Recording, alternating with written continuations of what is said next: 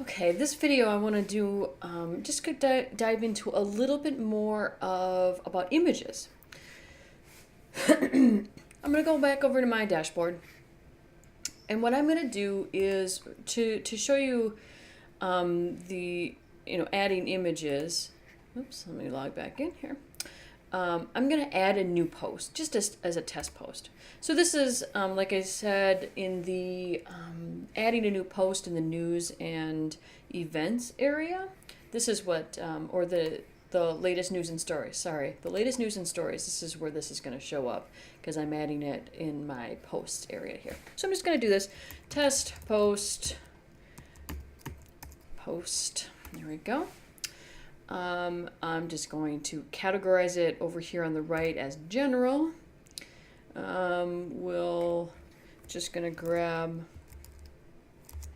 some placeholder text really quick to grab some here, just so that we have some kind of text to work around, and that's going to be in the body area here. So here's my really awesome article, and that's a lot of text. So let's say I want to break this up by adding some images into this article. This is a long article. It's a really great written article. Look at how interesting it is. But to make people read it more, especially when you have lots of text, having images is a nice little touch. So there's two ways to add images. We have just adding an image into this body, into the body of the story. And then there's also what's called the featured image.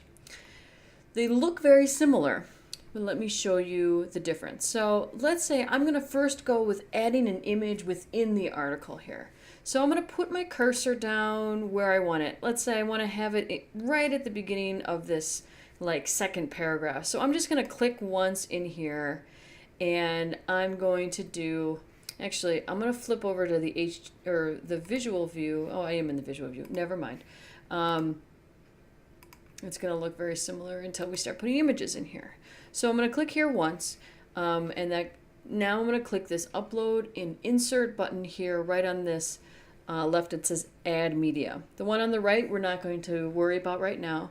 That's going to be something different. That's going to be adding like a form, like a contact form or a prayer request or contact us or send us an email, those kinds of things.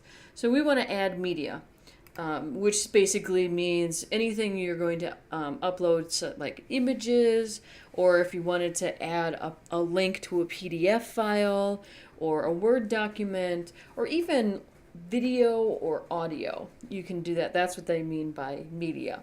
So it's going to say, so here's two ways to add media. You can either click this select files and just select them from your computer, or my favorite thing to do is to just grab this, and I'm going to drag and drop it. See how it's kind of highlighted? And I drop it right over this area here, and it's going to upload it. Now it does its crunching because it's creating multiple sizes. So I'll just also go through to demonstrate when you click on the select files. Same kind of thing, but you go through this way. And let's say I want that big door. So there we go. So now it's uploading it, and then it'll crunch it. If you ever get an error here, that probably means, or most likely means, that the file is too big. I mean, like large size. So like if you're taking something directly off of a digital camera, sometimes they're pretty huge. If you can just bring those down in size a little from any software editor, free software editor can just scale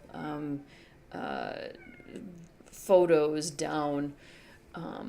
And so then once it uploads, here's my, it gives me these options to give a title, alternate text.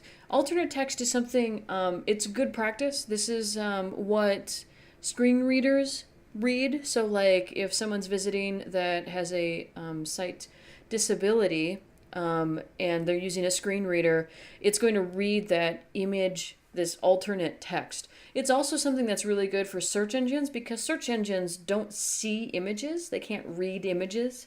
So I can say photo of a big door. Search engines will see that as well as screen readers. So it's good to have some sort of describing text of what that image is, so that makes it easier, more accessible for people that are using a screen reader, or good for searching if you are searching from a search engine. The title isn't as important, but I like to do I'm just going to say big door. A caption, this is going to be something that's going to be underneath that text, underneath that image. Look at this big door. And it's going to show up underneath that image once I add it on this page. A description, this is just for your own use. This is something in the back end. If you have hundreds and hundreds of images, it's good to have a description on what that image is, because then if you want to reuse an image that you've already uploaded, then you can search through the photos that you've already uploaded. You can search through this description, basically. So I'm going to leave it blank for now because this is just a test post, and I'm going to delete this later. The link URL. Now, this will be auto-populated with whatever the last thing you used. So, for instance, right now, when it says the link URL, that means when I click on this image, it's going to go somewhere. And what it's going to go to is the full-size image, which is this file URL. So this is the address to the full-size photo.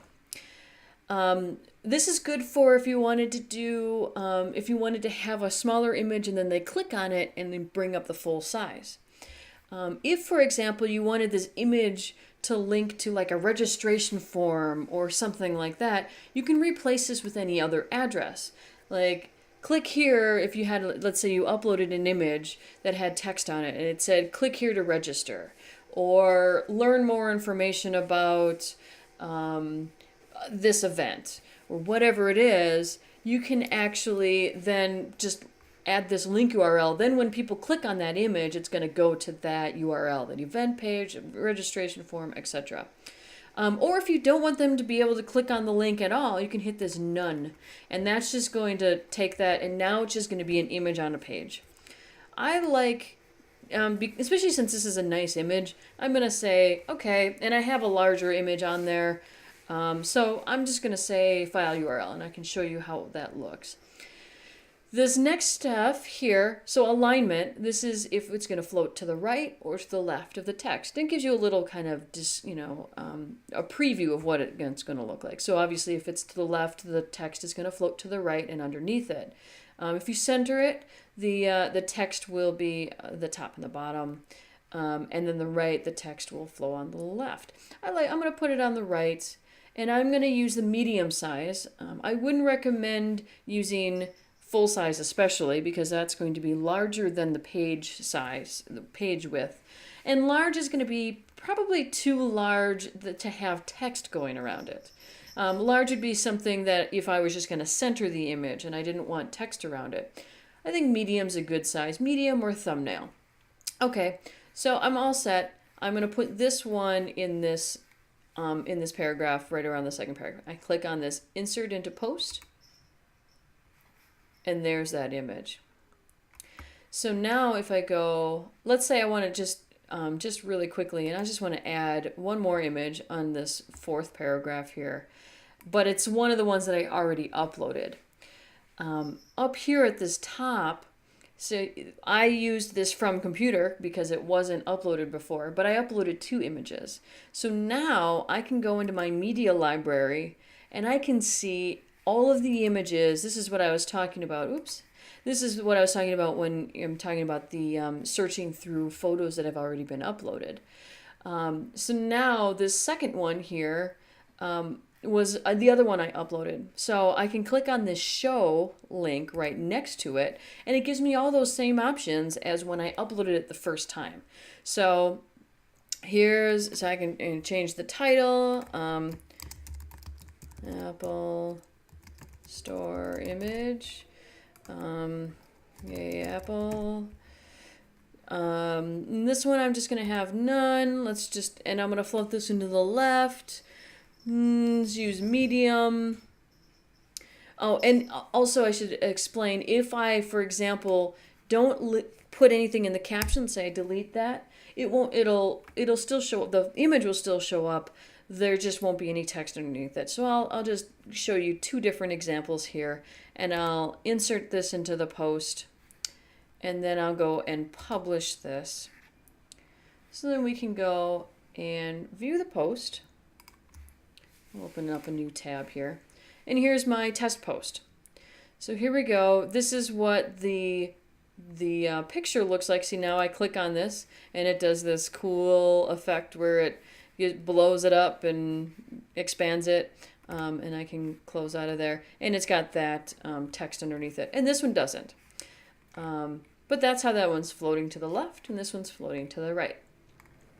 So that's adding images within the post. Now let's say I wanted to have it as a featured image. Because right now if I go, and I'm going to go back and I'll refresh the home page here, and see I have my test post here, which has, kind of an excerpt of the first, portion of that article. But notice this one underneath it has this image right on this listing page. Well, that's what this is. This is a featured image. So let's go back to my post here. I'm going to scroll down the page a bit here, all the way at the bottom, for me anyway. I can, like I said, these can be moved up and down, so it may be in a different location. But there's a featured image. It probably will be on the right. So if I click on this, and there's nothing there, but I click on this set featured image, this is going to look really familiar. It looks exactly like that when I'm adding media files to the post. However, I'm going to do one thing differently. I'm still going to select my file. I'll grab bikes. Okay. It's going to upload just the same, and it's going to crunch just the same, and it's going to look almost exactly the same here. Actually, all these options are still the same because it allows me to still enter into the post, but what I want to do is, I'll still do this. I'll do bikes, photo of bikes. Caption won't be shown on a featured image. So even if you put something in here and use it as a featured image, it won't show up. That text won't show up. The linked URL won't show up either. So you don't have to worry about these, or the alignment, or the size. All you have to do is click on this use as featured image as opposed to the insert into post. Once I click on that once, it's going to save. And then you'll kind of see it in the background here that it updated over here, but then this dialog box doesn't go away. Sometimes that's confusing. All you have to do is click the close, you're done. Once it shows up here, you're done. Now I'll click on this update button, and I'm going to go back to my test post over here, and I'm going to reload. Now you'll see there's this other image here. This is that featured image, and it's going to show up above the post title. And then also when I go to the home page, you'll see that image. And this automatically creates these two sizes. Notice I just uploaded an image, and it cropped it exactly into this size without me setting any settings. And same thing with this, and it's just resizing in those two things. So obviously a photo that's going to be like horizontal is going to work better as a featured image. But any vertical images will look really nice floating to the right or to the left within the text. So that is adding images. Editing images is pretty simple as well. Just in the visual editor, you click once, it'll give you the option to delete the image or edit the image. And this just gives me, so now if I wanted to add my caption and add a link to the image, I can do all of these things right within here. Or even if I wanted to take it down just a little size, like 80%, I can click on that and it's going to take it down a little bit. It's going to resize it. I can float it to the right or center it, and then hit update, and those changes will be made. And that's adding and editing photos.